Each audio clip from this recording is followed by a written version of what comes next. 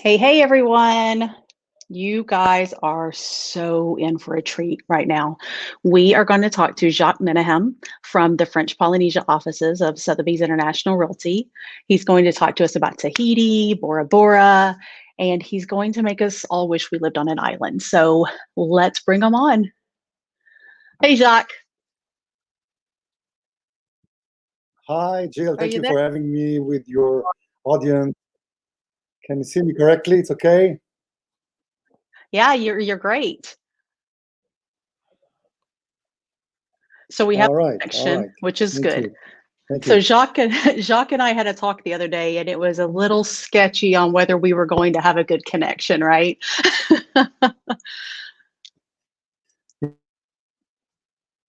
It's an island. It's the island life. What If are you you gonna know, do, I moved. right? Yes,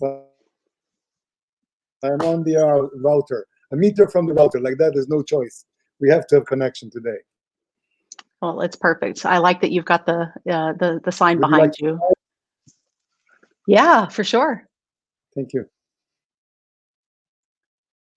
Hello, everybody. It is a pleasure being here and explaining about French Polynesia, how to buy an island, what we should think about, and everything. So we will start.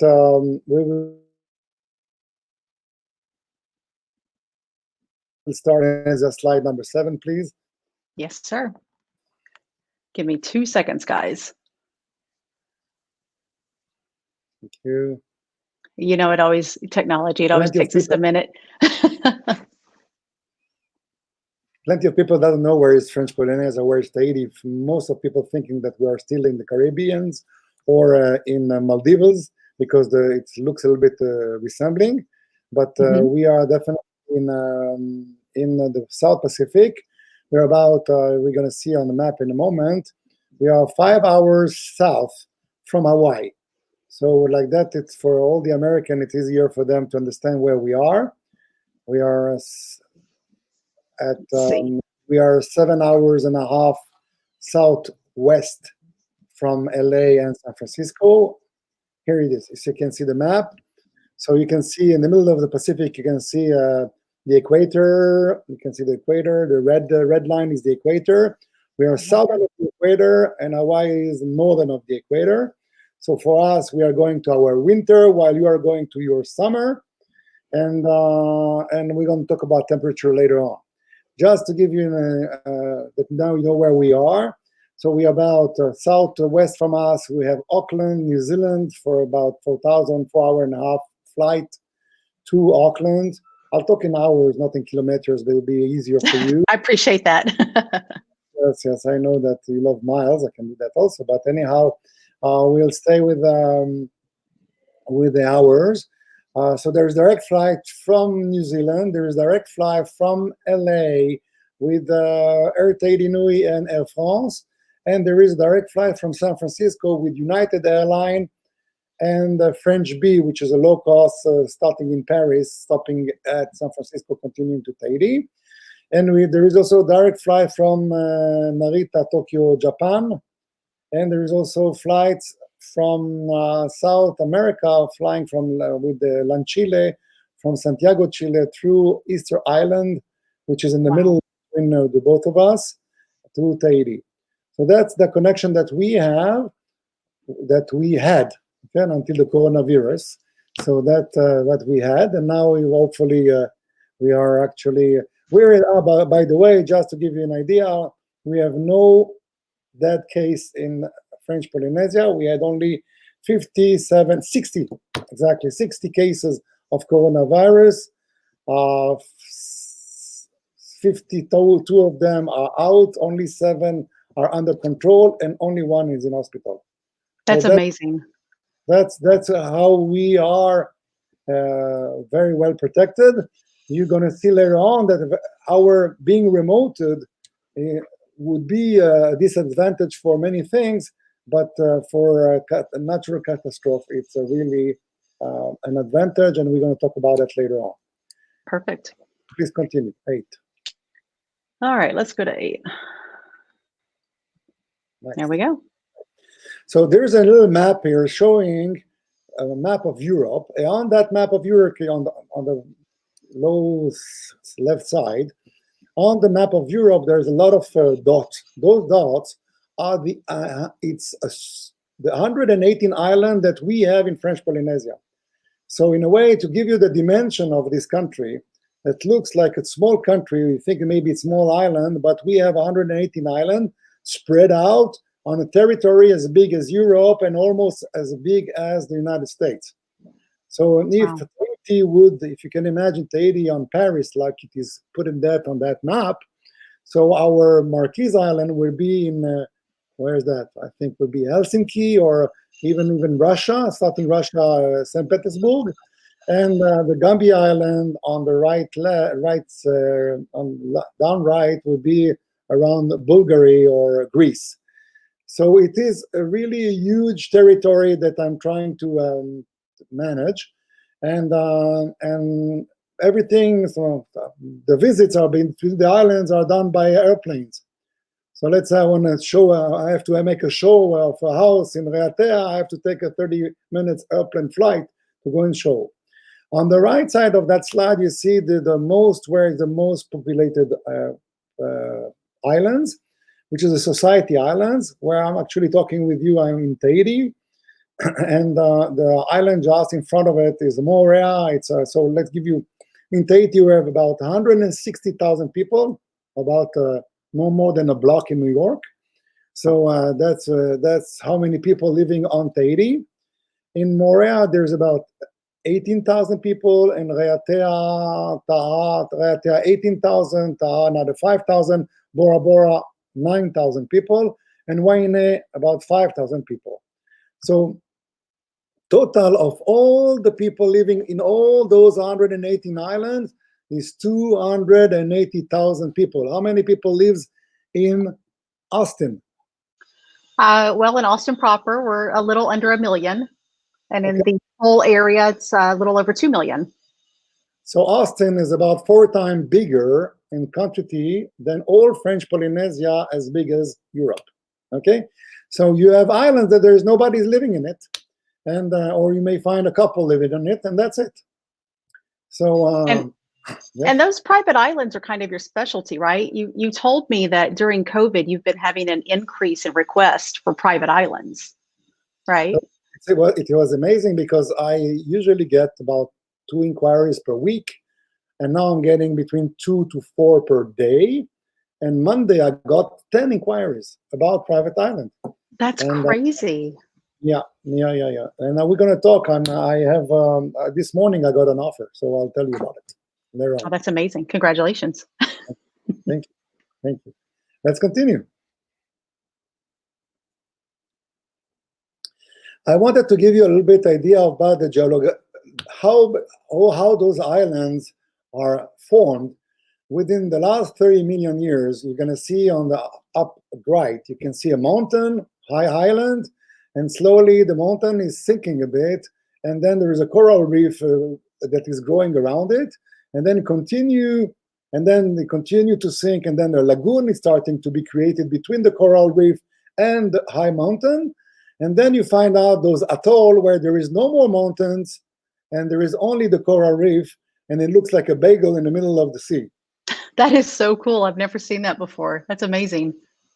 So that's how the islands here are situated. So we have high islands, like the Society Islands that I showed you, but we have also the Tuamotu archipelago, where there's about 80 islands like those bagel that you can see in the middle of the ocean.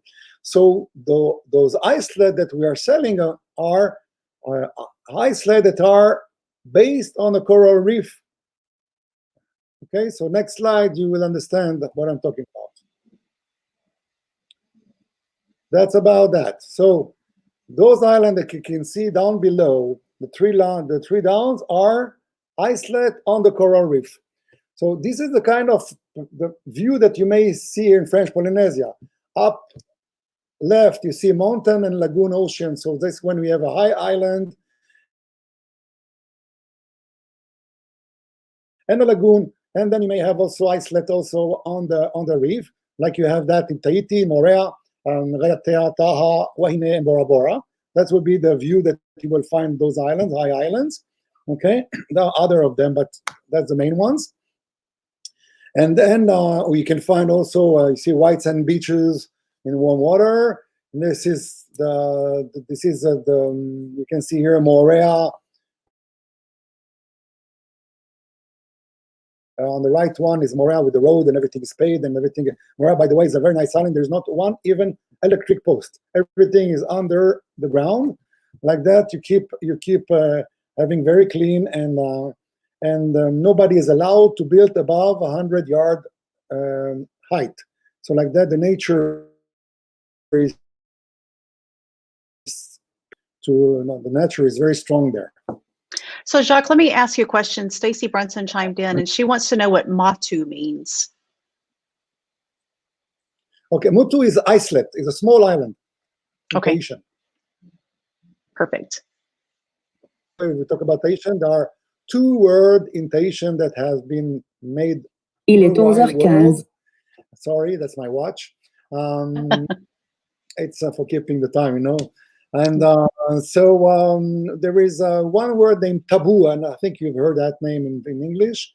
That's coming from Tahitian. And another word is tattoo, which tatouage, or the tattoos, okay? Those 2 words in Tahitian that you just learned now, and they're internationally known, okay? So Motu is an islet. Okay, perfect. Thank you for that. Okay, let's continue. It's funny. I read this slide, and I have to admit, I was like, it's French Polynesia, so they're technically part of France, right? The answer is yes. Yes, we are. Yeah. Yes, we are. Yeah, we are completely French. So to make it simple, there is a law actually from 1946. They have a parliament here. People are elected. There is it's funny to see those campaigns here. A lot of flags, a lot of colors. It's very colorful campaigns here for democracy here.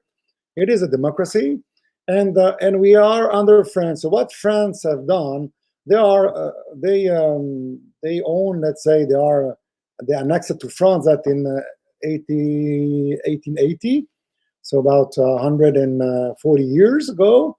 And they got a treatment with the queen of French Polynesia. What's her name? Pomaré. France are the administrator of those islands, and what we have here, we have the army is French here, the police is French here, the court is French here. Okay, that's the basic of holding a territory well in order. All the rest is managed by the local people. Let's say that the healthcare is all French doctor, and 4,000 kilometers around here, very well equipped.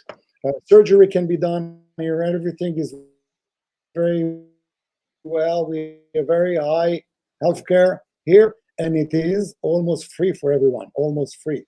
So people that cannot afford here, they can go to hospital anytime. They earn money, pay Social Security for that, and as more as you gain money, more you pay for that Social Security. That covers the other people.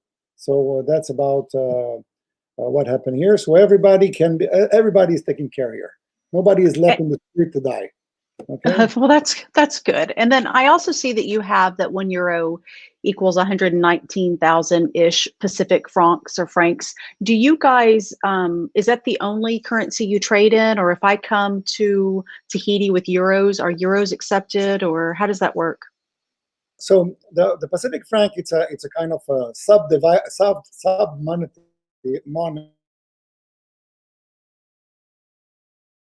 20 years ago there was French franc. Okay, so now we're talking about euro, and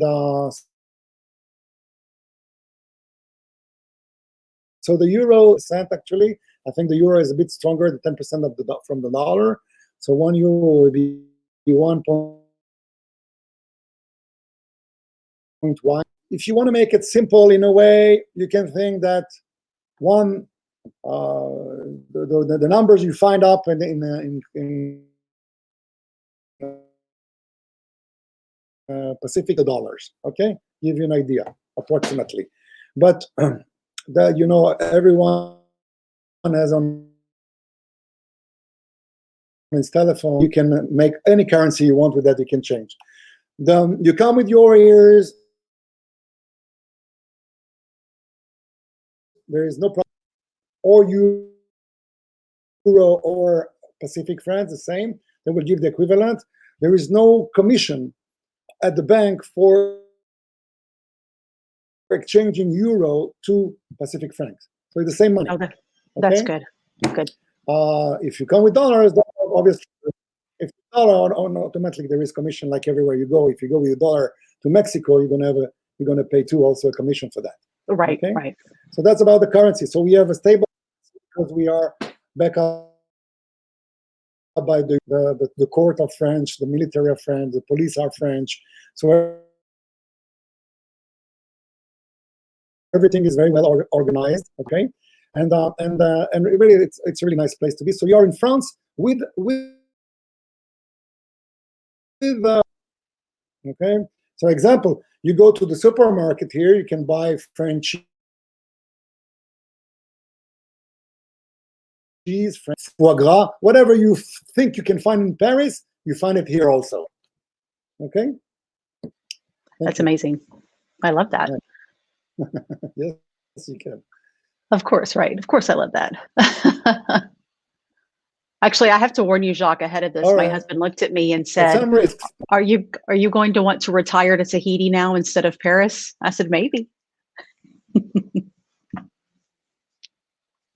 Sure, I've been to Paris 80 times. 80 times I've been in Paris, and I can assure you, and I've been about 120 times in LA, okay, and in California, and I think that I would retire still in Tahiti. I can see why. So,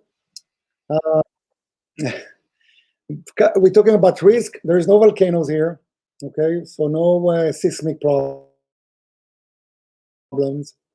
There's no hurricanes. We had the last cyclone that we have here was in 2011. It was named Oli, and it passed through two islands, Maupiti and Bora Bora, and it was going to our direction here in Tahiti, and then at the last minute it went west side, so we never got hurt about that. There were heavy rain that period, and we have since it's a tropical country, we have heavy rains each years. The rainy season is between October to April. Like 3 days ago, we had like a big shower for 5 hours. You don't know where it comes from, and then you have a big shower, and then go away, and beautiful sunshine again. And that's how it is here in the islands. But if you would like to travel here and really make sure that you won't find yourself under 1 week of rain, you better come here between April and October through your summer. So May, June, July, August, September. Those months are the great time to visit here. It is our winter, but like 25, 27 degrees Celsius, which would be, I don't know, yours 70. Mm-hmm. Yes, close to that. Something like that. So yeah. It's going to be nice. Okay. Perfect. We don't have. So what I'm saying, we don't have any dangerous animals or insects. Okay, besides mosquitoes. Okay. If we took those mosquitoes away, it was that's with mosquitoes. You have to protect yourself. They love me very much. It's been 30 years I'm in French Polynesia, and they still continue loving me a lot. And so every time I put some, those kind of products to protect, and like that, I'm surviving the French Polynesia for the last 30 years. And that's really the most annoying thing that you may have here. In the lagoon, there is a lot of fish. Even the sharks do not attack human being. Although if you smell fish, you may have a problem, but if not, there's no problem. Okay, that's about that. So it's really, we are really protected. Just to give you about the hurricanes, in the Caribbean, you have all the time, a few of them. Cyclone, let's say 10 years ago, was the last one. Right. About the crime rate, because you can see we are down below on the right side, 0.38. This is the quotation we had while with 200 cameras and 2,000 cops. You can see the United States is about 15 times more dangerous to live in the States than living in Tahiti. And in the Virgin Islands, it's about 12 times more, it's about 9 times more dangerous than living in the States. So you can see that when you look at I do put, you can see the Virgin Islands, Bahamas, Seychelles, Cayman, Bermuda, all those islands that Americans used to go there, want to go there because it's nice. The criminality is very, very important there. While here in French Polynesia, we are really, I would say, the third place or the fourth place in the world, more secure place. Really feel free to walk here anytime. There is one, the only thing you have to be aware of, downtown, night near the bars and that, in the evening, it can be rough if you go out, but that's every city. When you have people that drinking too much, and you may find yourself being punched there. Okay, but all day long, all night long, everywhere you can go anywhere you want. You feel safe here. Okay, thank you. All right, let's talk about the economy. Okay, economy. All right, so let's talk about and see them. But we have to know that our economy is based. That we have few sources of economies. One, the most important one is funny, but it's the French people arriving here for retirement, and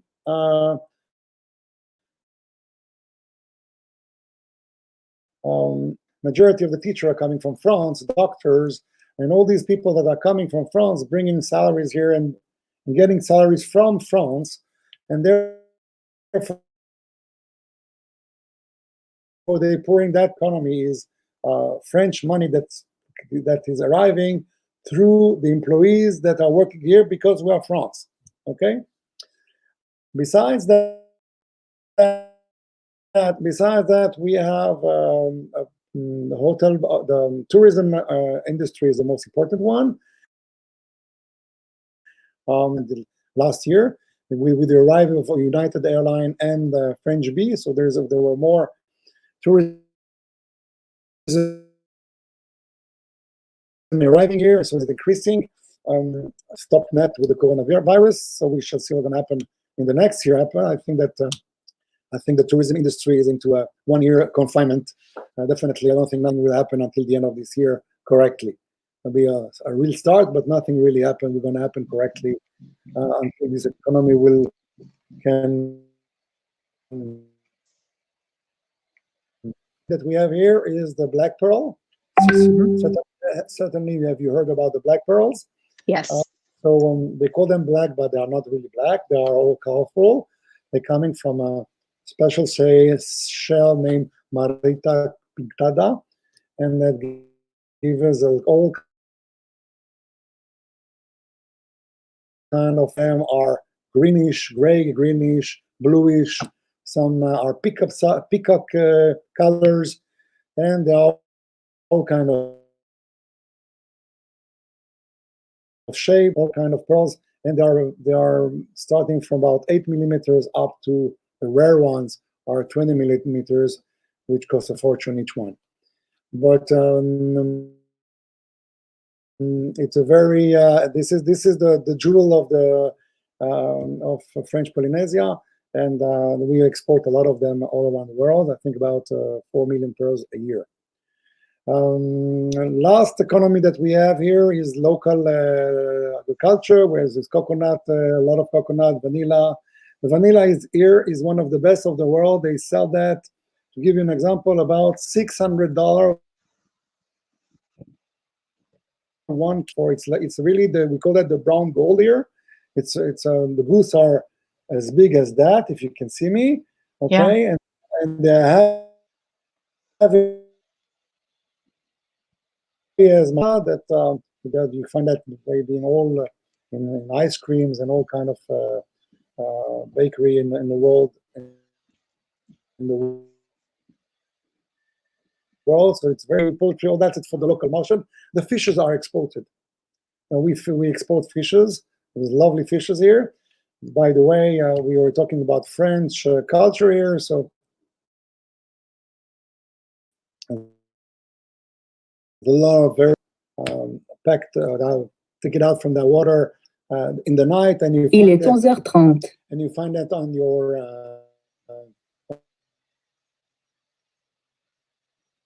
your dish fresh here. Having a sashimi here, it's the best in the world. And the meat, we are importing the meat, fresh meat from New Zealand by airplane. So we have really very good basic product with French chefs. So imagine what can be done. It's better eating here than eating in Paris. Oh, well. Okay, let's continue.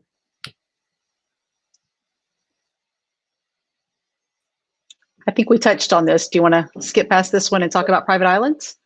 Yes. Okay. So private islands. Private islands are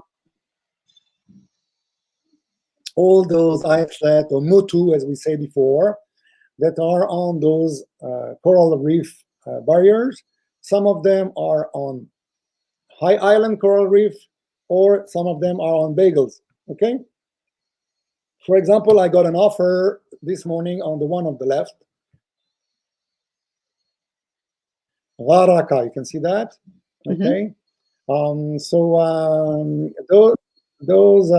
This is an island that is Raraka is an atoll very remote in the Tuamotu archipelago, where there is no airport there, and there is only 120 inhabitants on Raraka itself. On the island, it's an adventure. You have to fly to Fakarava, where there's a daily flight there, and then you have to take a speedboat for 2 hours until you can reach that island, and then another 20 minutes in the atoll of Haraka to cross it to the other side to reach that little Mutu islet. So that's why it's a big one, a 7 island, virgin one, very cheap because it is very remote. Okay. Well, and let me ask you a question, because Stacy actually had asked earlier, how many of the islands actually have electricity? Do the majority of these private islands, I think you and I talked about solar, right? A lot of them have to go the solar route. It's not most of it. Look, you have to understand. A private island is like, you have to think like you have a yacht. It has to be self-sufficient. Right. Okay, he has to use his own electricity by generator or solar panel or both. Usually, the advanced ones are putting a solar panel that produce and generator in case that, let's say, if you have 1 week of rain and there is no sunshine, okay, you may find yourself not having any more electricity. So they're all backing up with generators. Okay, and when you go through an island, and we're going to talk about that, we can understand already now that buying an island, it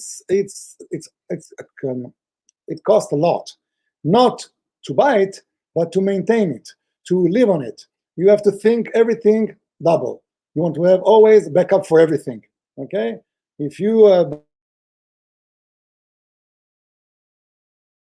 have a tractor in your garden now, actually, whatever, in the outside of Austin, okay, and then you have a problem with one of the wheel, so you go to the garage not far away, and they will exchange you a wheel.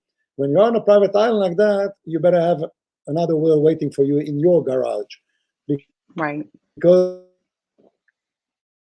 it has to go to Tahiti. Or maybe in Tahiti they don't have it, so they have to order that from another country. Then you wait for 3 weeks, and then you have to ship that to your island.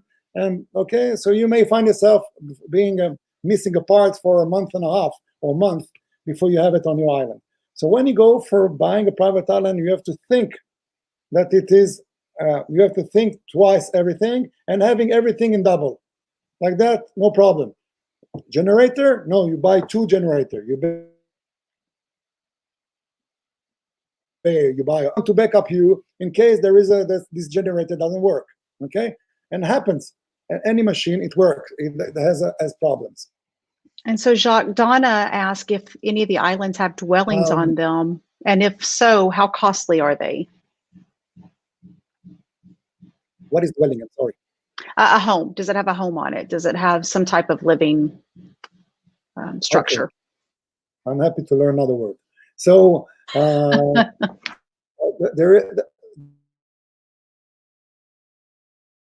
dwelling are done. Some islands are virgin, like the one that I just had an offer for it. The Valka one is virgin completely. There's no house on it. You have to start from scratch. We can go to the other one on the right side. There's Menahem. It's a half of island for sale. There is actually like a bed and breakfast for 4 bungalows, a main house of the owners, which is it's not a luxury one. It's a small house, but that's why the owner is living. Okay, and there is solar panel, and then we can talk about water also. So and so the islands are virgin completely. You have to start from scratch, and the island that they're already built, and people have invested, and it depends what they have done on it. Some of them done better housing, some of them have made very primarily ones. Okay, some of them did nice bungalow on it. Okay, depends which kind of money you want to invest into it. We can go into it in a while. Okay. Let me talk about water, because water is very important. Okay, we talk about energy, about electricity. The other possibility that we have is we need water. Each one needs to drink water. So you can imagine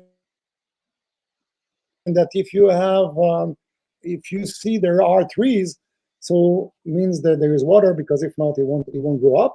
Okay, so right. That's each island. There is vegetation on it, means there is water. So all the islands have underneath, they have what they call it a brackish water. Brackish water in English, brackish water. Yes, So it's a kind of a salt water. It's brackish water, I think that's the name in English. So there is some salty water that are enough to grow the vegetation, and you can use it for washing your dishes, to do your clothing. Okay, even shower yourself. Sometimes depends on the day, but you cannot drink it. Okay, it's not drinkable. So how are we gonna have water to drink? We are in a tropical area, so there is a lot of rain. So we collect rainwater.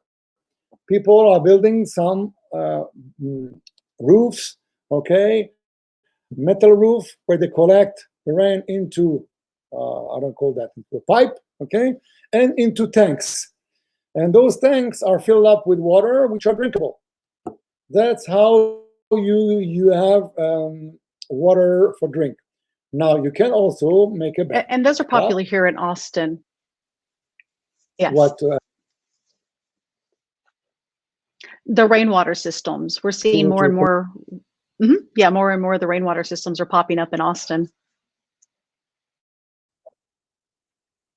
Okay. Well, you find it in many places in the world. So obviously you find it on an island where it's tropical, which there's a lot of rain anyhow, and so you can collect that rain. And you also, people are some of collect with desalinization water. It's a machine where you can take water from the sea. It's going to filter that and make it into drinkable water. There's a city in Israel named Eilat, which is in the Red Sea. All the city is drinking from those kind of systems. It's the middle of the desert. There's no water there, and you have right. 25,000 people drinking from that machine. Okay. So let me chime in real quick. Jack So that's Swanson. about the. Sorry, I know we have a little bit of a lag here. Jack is from Houston, and he was asking, have you contacted some of the filtration companies to look at small home filtration systems? So have some of the larger companies created smaller versions of the desalination or in-home filtration systems for the homes on the island?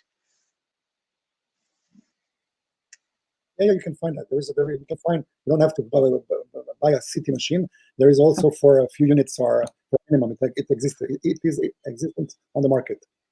Go search. I think I would check in Israel. So then one of the other questions that I had, this was actually from a friend of mine who's visited Tahiti. He travels the world, and he said that he thought that Bora Bora was a little too remote, and that Tahiti has more, and that Tahiti, I know you think that's funny.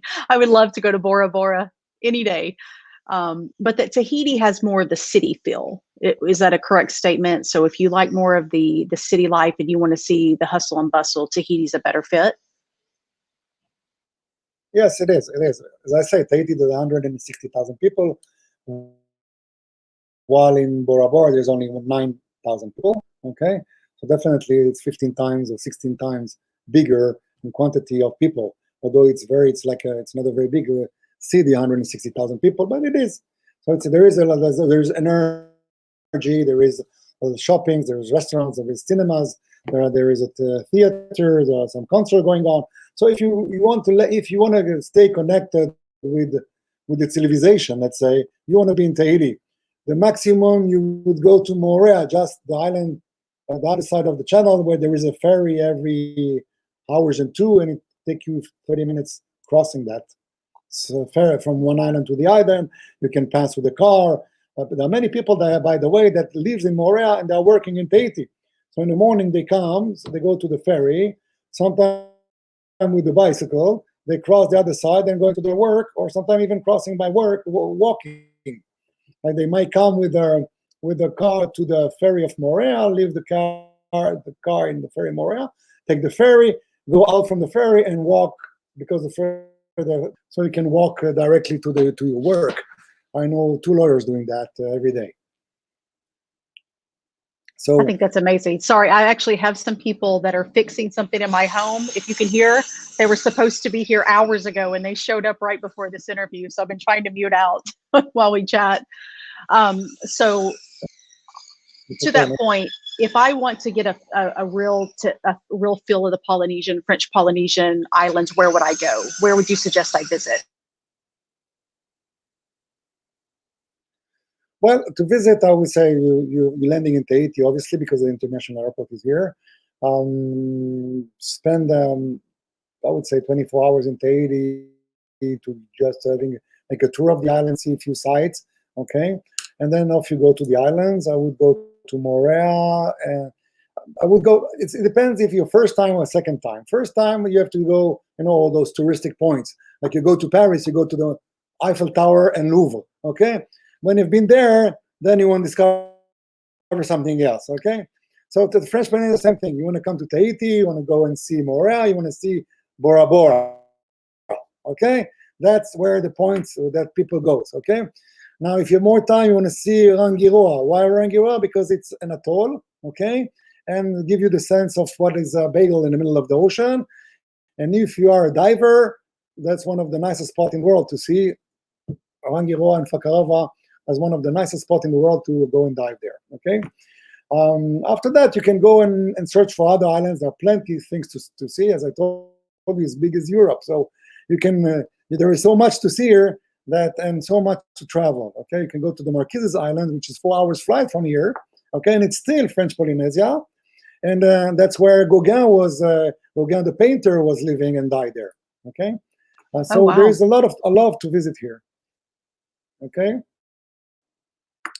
So you said, shall we yeah, I go want back to. to the islands, maybe? No? Well, let me ask you about the diving though, real quick, because I know you're all about let's sell an island, but let's sell the lifestyle, right? So talk to me about diving. I know that diving is a really big attraction for a lot of people. So I'm assuming the coral reefs make it just phenomenal diving for you guys. Well, you find diving clubs almost on all the major islands. In Tahiti, there are a few of them. I think there is one, two, three. I know four diving clubs only in Tahiti itself. In Moorea, I know about at least two of them. Okay. I think in Raiatea there is one. In Waine there is one. In Bora Bora there is one or two. So there are a lot of diving is something going on here very strongly, and especially as I'm saying in Rangiroa and Whakarava, which is, I have to explain to you just to understand that. As we say, there are those bagels, but there are bagels. If you can go to that slide where we show the bagels, maybe give you an idea. So what happened is that those bagels, some of them, or the majority of the bagels, let's Il est 11h45. go a bit upper. Okay, thank you. So I have to put my glasses again smaller here. As you can see here, the one that is on the left down is the island of Bora Bora. Okay, so in between you can see there is the bluish one is the deep sea. When it's very clear water, it means that it is very shallow. Okay, this is the shallow water. When you have a very blue, it's very deep. Okay, in the lagoon itself, it's blue. It goes to 30 meters down. Okay, and then you can see that in the island of Bora Bora, there is an opening between the ocean and the laguna. You can see that on the right side of it, of Bora Bora. So in these areas, there is an exchange of water evening and morning coming in the lagoon, the ocean coming into the lagoon, and the lagoon going out. There's a movement of water from one to the other. In Rangiroa, those areas, and it's a lot of going on there, a lot of fishing going on there. You can eating by sharks, okay, and there is mountains of fishing going down. So we go and have a dive there. You will see walls. They say a wall of sharks, hundreds of sharks. Okay, Sharks. It's amazing dive to do there. Yes, sharks. Yes. But nice So sharks, because you don't have mean sharks, right? We have also mean sharks if you go outside, and but I'm saying that you do that usually with a guide. You don't do that by yourself, okay? And when you do that, you will have I won't say there were not accident, but it's very, very rare. For the quantity of dive they're doing all the time, you can count I don't know, an accident every 5 years here, okay? That's people that were not they're not precautions, okay? Right. There was a lady, unfortunately, she went with her, with her water. Okay, you don't do that. Okay, so those if you playing with fire, you get burned. Okay, if you dealing with fish and your hand smell fish and you put your water and you go that you're gonna be bite because the shark will think that you are a fish. Okay, right. It's understandable. So we don't play with that. But if you are doing what's been told to you, you can have great dives there and very secure one. Okay. Next question. That was it for the questions. I know you want to talk about the islands. Let me get back to those just a sec. Okay. I want to talk about the islands to give you an idea. Obviously, you understand that now cannot say, okay, I'm building let's say in Austin to build a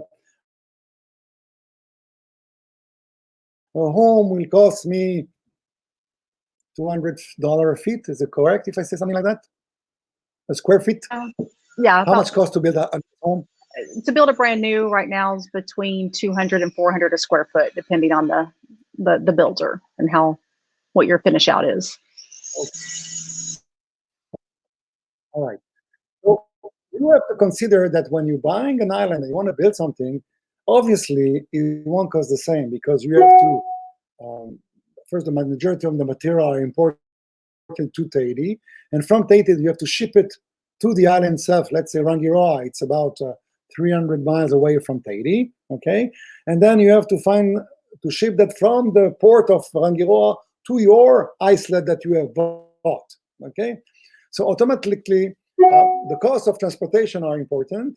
The labor is costly because you have to bring the labor with the boat to bring that, and each time you're moving with the boat, it costs you a lot of fuel.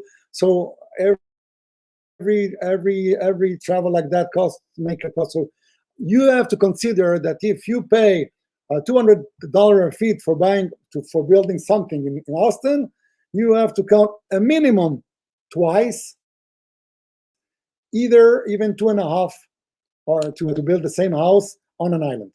Okay, Right. Because that's the cost when you make those calculations. Okay. Yes. Well, I was going to say, because you're bringing everything Because in, again, and it is far. right. That's right. That's right. And you don't have the infrastructure that you have in Austin. In Austin, you go, you say, okay, city bring you the water, they bring you the gas, they bring you the electricity. You just have to record that to them. Okay, put a counter, and that's it. Here you have to make your own electricity, make your own water. Okay, and take care of your own sewage. Okay, so that's the cost about an island, and you have to know that when you have an island, you have to have a boat. A boat costs money, and it's more expensive to move a boat than to move a car. Okay, all that has to be taken care of. So if you're looking into okay, it's nobody's making a lot of money from a private island. Okay, you try what I have. We're gonna see later on. I have an island for sale in Rangiroa. No, we can go back. If you can go a little bit farther, I'm sure we'll talk about it. There's one. If you can go to that slide where there is a Motu Teta. It's named Motu Teta. It's in Rangiroa. I'll talk to you about that. This is an island that has. I know I got lost. It pushed me off my own. About 8 acres island. Yeah. There is a home on it that's about 2,000 square feet, 2,200 square feet on it. And there is another bungalow for about 100,000 square feet. All right, Jacques, I got 3 boats, all equipped, generator. I got pushed off for a moment. This is off of island. I actually got kicked off of my own broadcast for a moment, so I lost you for a second. Which island are you discussing right now? Go a little bit down. Go a little down with the slide. Motu Teta. Go down. This is the one. Rangiroa Teta. This is the one. You see? This one? No, you went too low. No. There. Voila.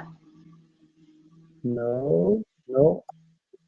It's written Motu Teta. Okay? You see? Hold on. Let's see. Huani, Taha. Oh, that's it. I passed it. Whoops. Sorry, guys, if you're getting dizzy. Yes, you passed it. Is it this one? It's okay. No worries. No. Well, it depends on the timing, you know. Now we are in money. I see now Taha. I want Rangiroa. Go to Rangiroa. Oh, that's this one. This one. Yes, right there. I found it. Yes. Sorry about that. No, this one. Not this one. So go down. Rangiroa Motu Teta, it's written. Why do you find that? This island has a main home, and another bungalow, and everything is equipped. This one. Stop. Got it? Oui, j'ai trouvé. Rangiroa Motu Teta. Okay. Thank you. D'accord. This island is hour and a half away by boat from the airport of Rangiroa. That is an hour away from Tahiti by airplane. Okay, I'm going that reverse with you. So this island is been built by it was from scratch, built by about 12 years ago by an American guy living in California, and he's coming here about 1 to 2 months a year to there. And unfortunately, his life has been changed a bit. He changed wife, and now he's coming less here, and they want to sell it. Okay, so this island, what they do, they rent all inclusive $3,000 a night. This island, when they can find clients, they're not really doing a great marketing about it. Okay, Right. I think they can do better than that. But in a way, by renting that few times a year, they cover the expenses of the employee that is working, that manages his house there. He has 2 employees that take care of that island all the time, and it's a 9 acres island. So you can see here 9 acres islands, and there's a main villa, and there's a 1 guest resident that you can see the photo just now. So on the right side up, you can see the house from the sky. You can see that's right. You can see that the home, that's the main home, 3-bedroom and another bungalow on the side that you don't see. That this is the picture of that bungalow. So this is a lovely island. I've been there twice. By the way, just to give a small story about it, I've been there when I met the owner. I met him here at the Intercontinental Hotel. He said to me, "Well, how much do you think I can sell it?" And I said, "Well, I never give an appraisal like that if I don't go there." So I said, "Let's do a deal. I come with my family for 3 days in your island, and you will invite me for that voyage. I'll pay my airplane tickets, and you pay for the rest." He said, "Done deal." And off we went for 3 days. I did my job in 4 hours. I've been doing my appraisal. I knew everywhere I am. And then I had 3 days of vacation minus 4 hours. And, You are brilliant. And after we finished those 4 islands, I look at my wife's eyes. She said, "What happened?" I said, "I'm stupid." She said, "Why? What happened?" I say, "I should negotiate it a week at least." It was so nice there. It was so nice there. So next time was January for the Christmas school holiday. My wife said, "Let's go back to move to Teta." I said, "Okay, but then I cannot do it. We have to pay everything there." I'm saying to her, I won't have that deal again." She said, yeah. Okay, so I'm going according to that the owner. I say, "Okay." His name is Ralph. I said, "Ralph, well, I would like to come for a week this time. I'm paying for everything, flights, food, everything I'm paying, and even the salaries of your employees. I'm paying everything." I said, "Okay, you can go." All right. So off I went. We went for a week. Finished the week. My wife said, "Next time, 1 month." That's amazing. Yeah, I bet. Okay. It must be hard. You know, it's funny, as being real estate agents, we always get to see the best, right? We get to see the best of everything. But if I had to go to an island like that, I don't know that I would leave. I think I would just say, I'm good. Let's just stay here. Well, I'm telling you, she said the next time we ask for 1 month. My wife says, "Let's go for 1 month." So no, and it's really very, very nice. So very, very nice island. Okay, the location, because it is very remote. So just to give you an idea, you don't have internet there. Okay, because he doesn't want to have it, so you don't have internet. So there is like some signal with my phone if I go to the west side of the island, and then I take my phone like that. Some signal. Okay, some SMSs, and that's it. We can have phone. So if there is an emergency, you can call somebody. It's no problem. But I cannot go and make a presentation like that. Forget it. Okay. You can have it if you want to do that. There are some people that buying remote islands. Like there's a guy named Guy La Liberté. I don't know if you know this guy. He owns Cirque du Soleil in Las Vegas. Oh, okay.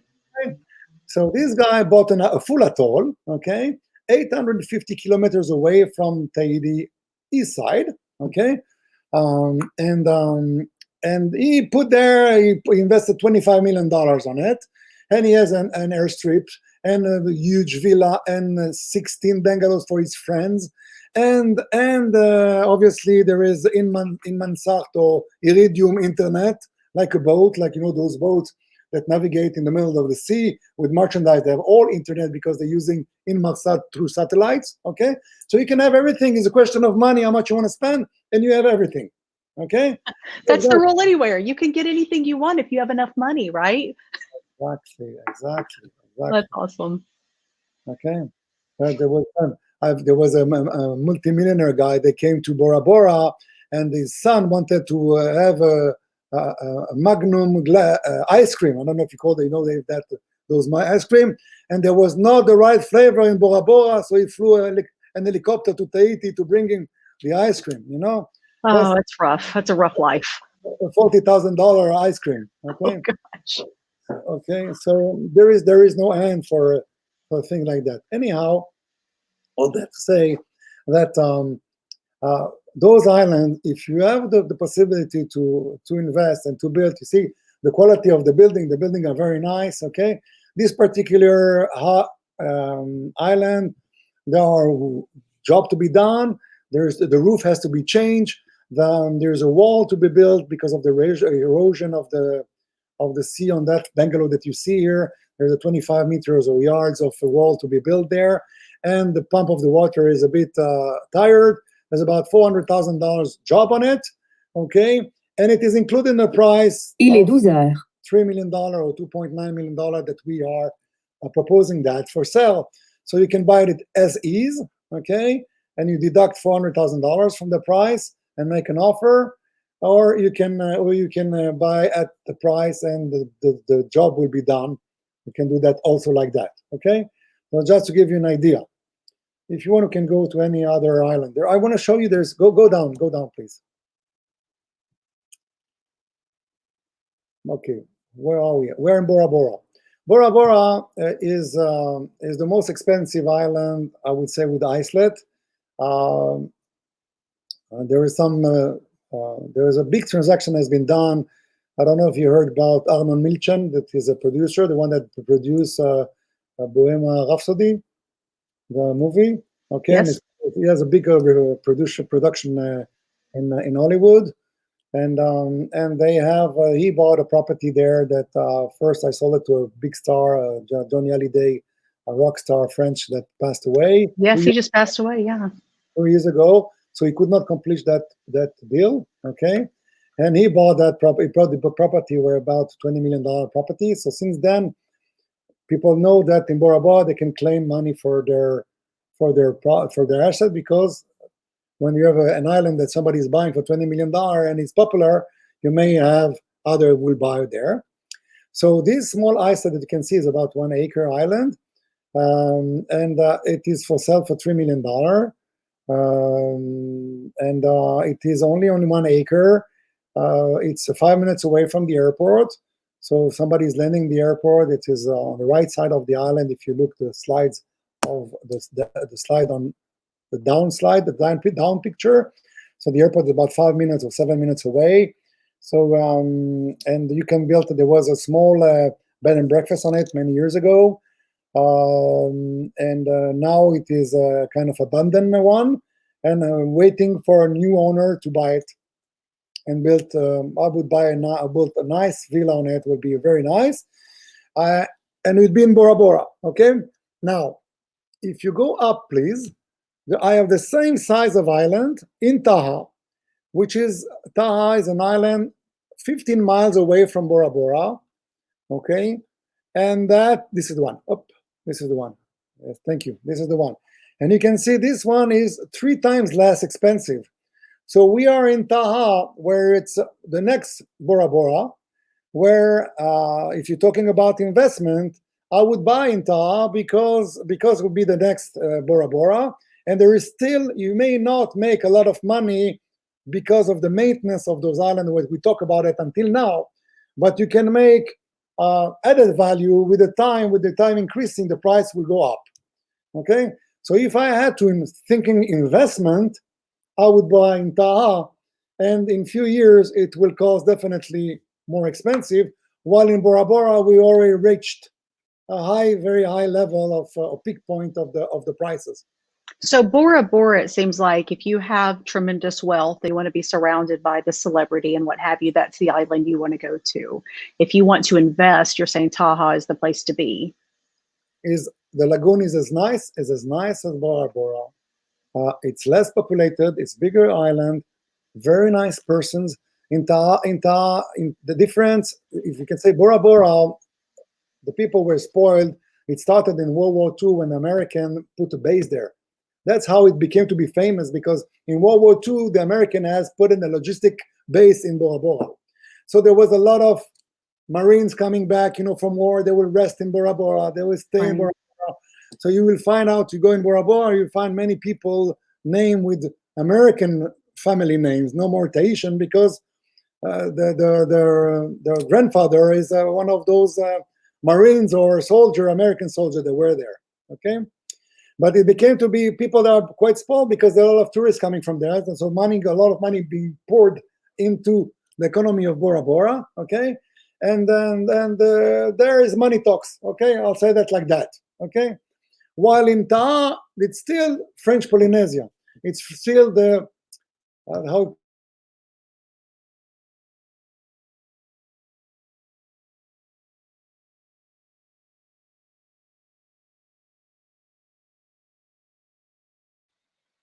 Oh, Jacques, I think we lost you. You'll make money later on. There you selling are. the property. I will assure you to sell it more expensive than you buy it. And if you want it to be bling bling, you can buy that island in Bora Bora. It's okay, also very nice too. Okay. We can go down now to the slide where, please, I'll stop you.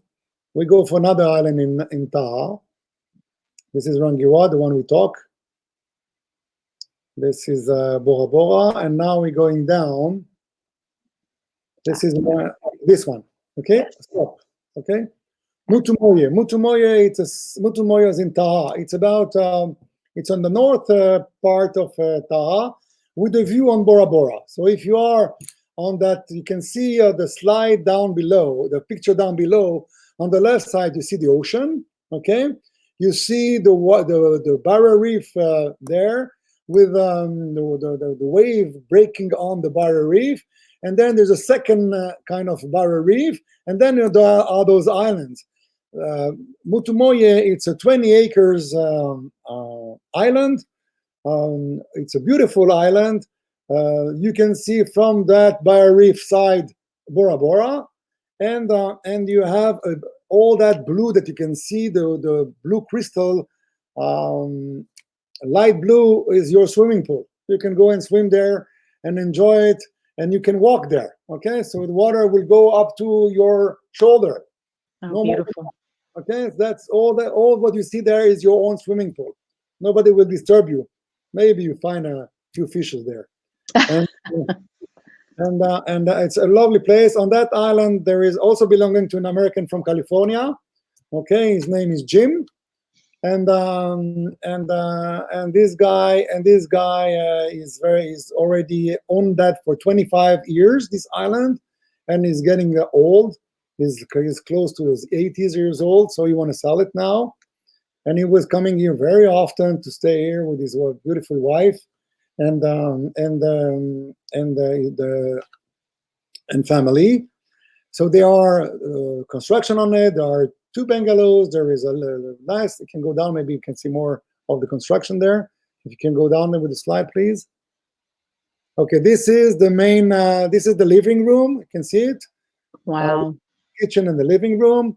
The kitchen is very, very basic one. I think you should change that kitchen. The kitchen from my is a bit tired for me. Anyhow, there is some remodeling to be done on that island. But very, very nice island to live on. You see 3 guest bungalow, 2 bungalows with owners, 1 bungalow for dining and living. This is the one you see here. And I say 20 acres, sorry, it's 19.9, okay? Close. We won't go to the rabbi for that, huh? All right. So the amount, the price, selling price is $6.5 million. We want to sell, so any offer, reasonable offer, will be studied closely. Okay. Let's go down to the last one, and then we talk just a bit of the rest. This one? Yes, this one, it's in Taha too. It's smaller island. It is virgin. It's a point where it looks like a triangle island, where it would be good for a hotel project, because there's a lot of seashore. Let's say you can put a lot of bungalows everywhere. It's a bit, from my point of view, it's a bit expensive. It should be for me, it should worth I'll say $1.5 million less. That's what it would be his value. Okay. So, but somebody want to make a project of hotel can do it on Mutumoye. That's already some infrastructure. That's what I would start with. Okay, if I would like to make something. Besides that, if there are some developer listening to us, if in Bora Bora you want to make build those overwater bungalow, you cannot anymore. The Laguna, too much of them, and they won't, because the environment, they won't accept anymore of overwater bungalow. Although in Taha, the mayor of Taha is very keen to have another. There is only one hotel with overwater bungalows. It's named the Pearls. You can look at that later on. Say Pearls in Taha, and you'll see that there's overwater bungalows. Very nice one, but there is a place to do others one there. So you can do that on Motumoye or on this island. Will be perfect to do that. So can I ask, what was the problem in Bora Bora? Was it creating some kind of disruption in the natural, the environment or something, having those overwater hotels? Or we can go, I don't know if I have a slide of Bora Bora, but there is a small picture of Bora Bora go upper back, please. Let's see. I don't know if you see anything interesting.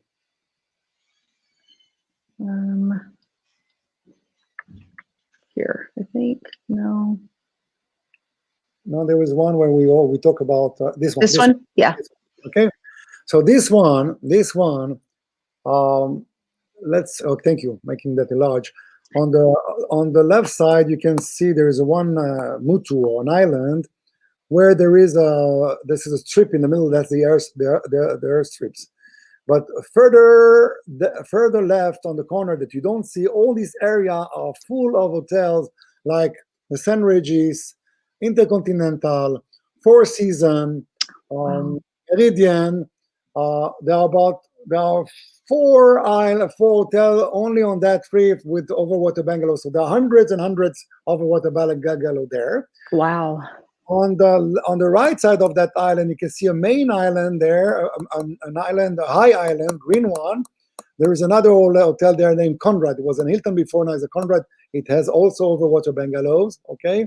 And there is where it says Mutu, the right red one line shows another island named Tevairoa, which on it there is another Pearl hotel that is also overwater bungalows. So there's a lot of overwater bungalows on Bora Bora, while in Taha there is only one.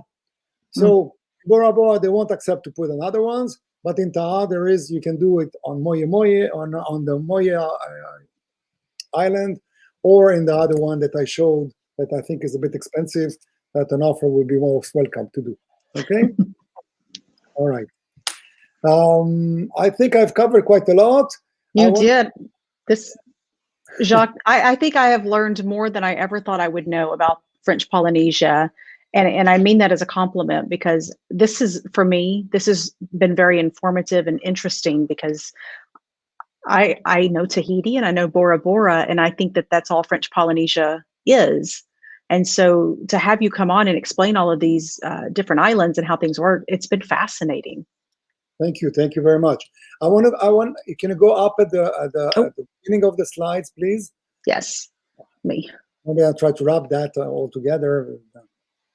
And I think maybe people are getting tired. It's more than an hour. It's just been interesting. Which slide would you like me to pop on? Real estate FPCR offices. Okay. Here? Okay, this one is okay. Okay, just to show you, this is our team here. We have two agencies, one in Tahiti, where I'm seated, where I am seated, and there's another in Moray Island. So we are really in the most best location, downtown Papeete in Tahiti, and also in Moray we are in Maharepa, which is the economic center of the island, where all the banks are and the office posts and everything. So we are very well located. Our team, we are 10 salesmen. We have Nancy Shamrock, she's an American, and Marine, she's a French, and all the rest are Frenchmen. And Carl Merle is a local one here also, and Solange, I think she's Korean, but she's living here. She speaks French perfectly, and she just adopted a child now, so she's that's amazing. very happy. And up there in the white, that's the people who support all of that and try to do their best. From the right, you can see Nimrod is our web manager, social manager, all that stuff, and he lives in Israel. So we use him because he knows. I can tell you, he knows things better than SIR knows. So he's really sharp. Whenever there's a new thing going on, he knows before them. So this is the guy. That's why I'm using. It's difficult to work because we're really on the opposite. Now it's in the middle of the night now there. So we talk early morning or late evening. My wife, she cannot hear anymore my conversation with him. But anyhow, it's like that. Then we have a Romy that she is managing the office in Morea. He now here. We have a lawyer. It's important to say that because our French, we are on the French system, and I am the only office in French Polynesia having a notary's lawyer specialized in real estate indoor. Okay. Perfect. I would like to talk about a bit that. Then sorry, I'll talk about that. You can go. Then you have Stephanie, that she's the marketing and also the managing of the office, and I'm only talking all the time. That's it. So below, I think one of the last slides we show how to structure a deal in French Polynesia, and that's where big work. That's the one. Yes. Oops, I zoomed out too far. Sorry. Here we go. I'm glad that you brought that up because that was one of the questions I wanted to ask you, is how the process was to buy there. So it's different. It's different than America. Okay, it's really Frenchy style. Okay, which I hate it, but it's like that. Okay, I wish it was more American. I would make 2 times more gross income a year. You understand why? Because everything here is slowly. All right. You want to come to French Polynesia? You take big breath. Okay, you say. And you say, okay, I put my gear from 5th to 4 to 3 to 2 to 1, and then big the expiration, and now we start doing business here. Okay, all right. Now, that's how you have this. With this spirit, you have to come to French Polynesia. If not, you're gonna get mad here. Okay. When with me, there's no problem. As you can see, I am tick-tock all the time, no problem. Okay, but after me, everything is going slow. Okay, so you find something you like, you make an offer. We will send you an offer in French and in English. Okay. Those offers are written by Elise, our lawyer. Okay, and that are rarely chick into the French law. Okay. It's not like an American one listing where there are 20 papers. It will stand up on 2 papers. We're very simple, very simple. The most complicated is how to do simple. That's what we have done. Okay, remember that. The most complicated thing to do is to make it simple. That's what we have done here. Okay. Then you write an offer, which I have one now, arrived for Orca. I have to go and negotiate that to this weekend. And I have the acceptance other side of the other party, the sellers. Sometimes there's a ping pong going on, as everywhere. Okay, and in the end, there is an agreement on the product or the property and the price and how long, and everything is agreed. Okay, yes, staying in the house, not staying in the house, yes, renting that after, not renting that, all those, whatever you can think of, you can do in America, you can do it here. Okay? Perfect. Later on, as that is done, 10 days later, we're gonna remade an agreement at the notary's office. Why? Because the notaries is like the escrow for you there. In America, Right. we have that notary. I know that in America, a notary, someone is giving stamps, but here, a notary is a big deal here, okay? A notary is applied by the government and can represent both parties. He is representing the deal and the government, okay?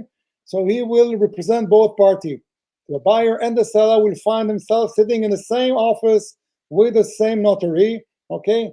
And I will come with him to join him to help him to do the deal, which I represent also the deal. I like my clients, but in the end, I represent the deal. I will try to make the deal with you, Right. okay? Right. And when the deal is that, when that agreement is signed, that agreement will be written into it all the history of the land, all the check that there are conditions. Sorry, I don't know if you say that in English. There are suspensive conditions where Yes. when you're signing a deal, when there are a few steps to go through them, like checking the deed, mortgage, title, and for you as American or non-European, an authorization of transfer from the government that you can buy your property, okay, which for the moment all my file has passed, okay. Good. So Good to know. I know how to make it happens, okay, and all that. So that's what will be written in that first agreement. On that agreement, you will have to wire a day before 10% of the amount that has been closed in the purchase, in the offer, purchase offer. Okay, let's say that you offer $5 million for a property that was agreed. You will have to wire 500,000 to the trust account at the notary's office. It will be an account opened on your name. Okay, we'll say Jill Rose account 500,000 for that deal in question. Then we'll sign the deal because there is money on the account. We can sign the deal. If it's not signed, you get your money back. Okay. Okay. So no question asked. Then we're going to go for a process of 3 months to go over all the procedure that I said, all the conditions that we have to go through it. Correct. And when all these conditions are completed, we have a deal. Okay. The first agreement is a deal because all the conditions were completed, so now it is a deal. Now let's say that Jill, you decided that you don't want to buy anymore. Okay, for many reasons, people changing. You know, you're not you personally, but people can divorce in the middle of those 3 months, and they say, I don't want to buy it anymore. Like I had a broke like that. Somebody has made a purchase of a property. An American person want to buy a property. And because of the coronavirus, she lost she lost a lot of money at the bank. Okay. At the Stock market. Stock market. Thank you. Yeah. Jill, I need you. So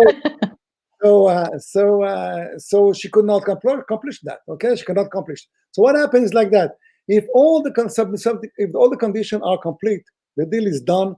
You are obliged to buy, and the seller is obliged to sell. If you don't buy, okay, he can force you to buy by court, which never do that. But what you're going to do, you're going to keep your 10%. Yeah. Okay, you're going to lose your 10%. In the contrary, all the conditions are completed, and you and the seller don't want to sell because I don't know what. His son tell me don't sell. Okay, I want that for me. Okay, you have all kind of questions, all kind of things in the family. Okay. He don't want to sell it anymore. You can force him to buy the property by court, okay, and you'll pay 10% less, or he has to pay you 10% cash money. You take back your 10%, and he pays you 10% for the penalty because he didn't went to in the end of the deal. Okay. So the overall theme is once you're in it, like you're vested. So don't, this isn't something to, in the US, we have people who will go under contract and like, never mind, I don't want to buy a house. In Tahiti or in French Polynesia, that's basically just not going to happen. What happened is like that. Like with the coronavirus, I have deals that have been signed, and people ask a credit from the bank, a loan from the bank. Okay? Right. And then they find out that they don't want to go because they don't know what happened tomorrow and how's going to be the market, and they're getting afraid. So they went to the banker and asked for the banker to give them a paper that they won't be financed. Okay? So Right. they bring that, and then the condition of having finance, they don't have it, so the deal is breaking down. He gets back his money, and there's no deal. Okay? I've got already 3 like that since the coronavirus started. Okay? So that's what happens when you have movement like that in economy. So people are shaky a bit, and people going out from those deals. But people that are give you the same example. I have a client like that. He's a doctor. He went for a deal, buying a piece of land to build a house on it and to resell the house. Okay, it was like doing some of how do you call it? Like a flip almost. Speculation, right. Flip. Okay, that was his idea. He has the money. He put at the first contract. He said, "Well, I would like to have a loan from the banker." But when we wrote that, he had to bring the paper from the bank that he is going to buy that within 30 days. Okay, and this guy did not. Okay, he brought the paper 2 months after, when the coronavirus started, and then he wanted to back up. So what happens now? He said, "Okay, I'm out of that deal. I want my money back." And the sellers told him, "I'm sorry, you had 30 days to bring that paper. You did not bring that paper 30 days later. You bring it now, saying that you had addressed to your banker that day, but you don't show me that. Okay, so I want my money." Okay, so now those guys may find themselves in court if they don't find an agreement. Wow. Okay, so Wow. it is important to know, while you're going to a deal, you are going for a deal. You're not going back up. When you go, you go. Okay? Well, and let me ask you a question to that point. It's interesting in some of these other markets, they don't have a lot of mortgages. They're more cash buyers. So in French Polynesia, what is the ratio of cash buyers to people who are getting a mortgage or a loan? People cannot loan money here, so they're all cash payer. All my foreign clients are paying cash. Okay. Okay. Now locally, I've got both of them. I never went into the ratio. Majority are going to bankers because it's normally family homes and things like that. Some of them sometimes buys with no, if they are good salaries, or they are states employees, so they are guaranteed for life having a salary. So bankers give them sometimes 110% of the buy. Wow. They don't put any down payment. They can buy a house with no money. Okay. Wow. Because the bank knows that they will reduce their payment since they're getting a salary from the state. And so don't laugh at this question, but you're saying foreigners pay cash, but if you are buying from France, since this is a French colony, are you able to get a mortgage? So if you're from Paris and you want to buy a place in Tahiti, are you able to get a mortgage? No. Okay. They're starting to give some with a high down payment, because they say we don't know the client, we don't know who he is. He can come from Paris, we don't know him. So if he put like 50% down payment, they may give him a loan. Well, he has to prove that he has enough revenue to reduce that his revenue cover at least 3 times what he has to pay. Okay? That's what you can find as mortgages. But sometimes what we find out that the people I have assets in Paris or in France, and they will put as, how do you call it, collateral? How do you call it? Yes, collateral. They will give that as a deed, the property in France, and they get the money on that property. They put a mortgage on that property, and they take the money in cash and buy here. Yeah. Okay. And I've seen people do that in the States too. So yeah. Okay. So that's how it can be done. You've got a lot that you're working with there. It doesn't seem as clear cut as I thought it would be, between finding the right island, right? You Yeah. have to find the right island. That's where the first thing you start with, right? And you have to decide if you want a virgin island or if you want something developed, and then you go through the process of buying, and that's still a tedious process. So like you said, I mean, you're into this, what, 6 months with a buyer Yes. typically? Yes. Yes. 6 So months it's from the moment you found it. Okay. right. And take I have clients. It's been 3 years that we're Oh, working. wow. 3 years before he would buy something. Okay. That's crazy. Yes. And we are far away. It's not like you see on your website a lovely villa in Austin, and I'm Mhm. living in Houston. Okay. And I said to my wife, darling, we have a problem. So you have to buy that house in Austin. So let's go next weekend. Let's go to see a showing in Austin. Take the car and drive a few hours. And here I am in Austin and see the house. Coming to Haiti, you have to take an airplane. Okay, Right. you won't come for a day, so you come for a minimum a week. Then say, oh, if I'm going for a week, let's go for 2 weeks. Okay, and that, or you go. So if you find somebody say, okay, I like it, the earliest you can bring, the fastest I succeed to bring somebody down here, it was 2 weeks away. Somebody from Malibu was interested about the property in Morea, on a seashore house in Morea. And the guy told him, okay, there is daily flight from LA. You're in Malibu, just drive down on the highway coast, and here you are at the airport, and come down here, and 7 hours later you are here. It's just. I'm telling you always. I'm telling them it's a movie, and not in a movie or in Tahiti. No? That's a cute way to say that. That's a cute way to say that. So it takes the minimum two weeks to bring somebody here, okay? Right. Because people have their life, they have their job, they have their family, and normally they say, okay, we come in the summer, we come in Easter, we come in Christmas, we come in, So business aside then, because I think we've got that part nailed. You mentioned that the best time to visit is during the US summer or the months of April, May, June, July, August, somewhere around there. Yes. I ask everybody this. I don't think I gave you the prep for it, but when I come to Tahiti or Bora Bora, what is the one thing I have to eat?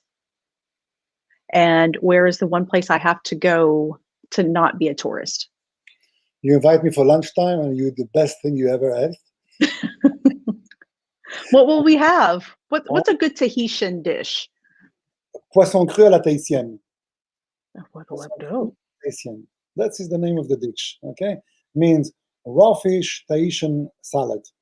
And I explain to you how it is done very fast.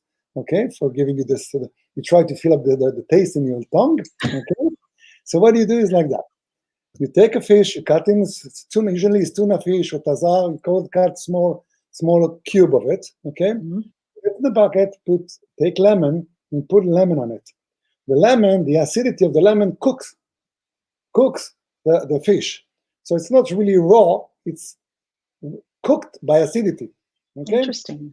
Then tomatoes, cucumbers, onions, okay, all together, and coconut milk on it.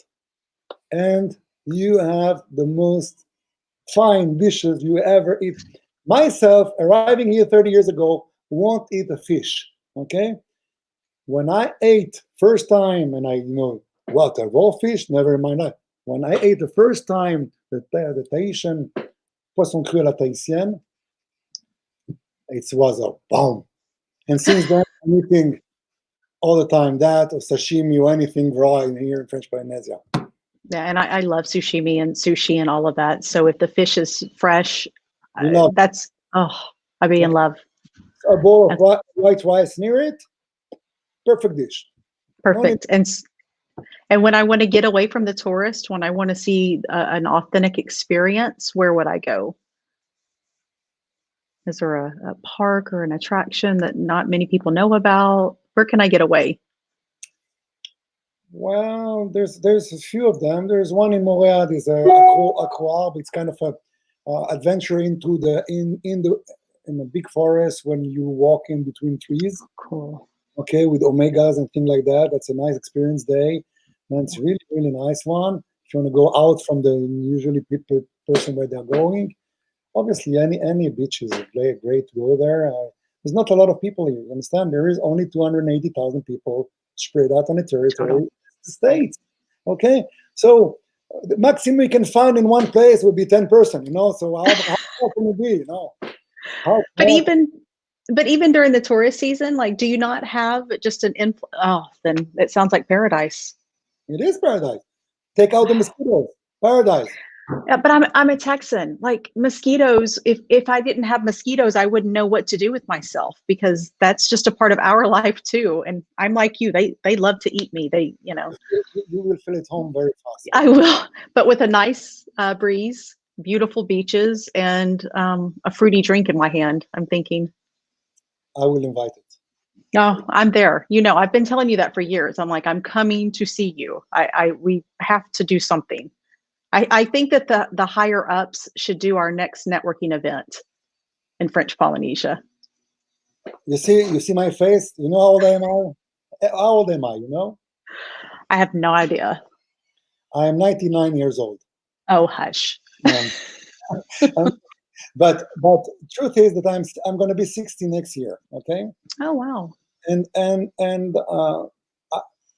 I've been here for 30 years. I'm feeling like 40. I have the energy like 30, and life is beautiful here. It's really beautiful. All my friends have already bald. They're all gray. Okay, really, all my friends are bald and gray. Okay, if they are not bald, they have gray hair. Okay, I'm starting having here some gray hair. Okay, sometimes it's gray here, and I'm gonna be 60 next year.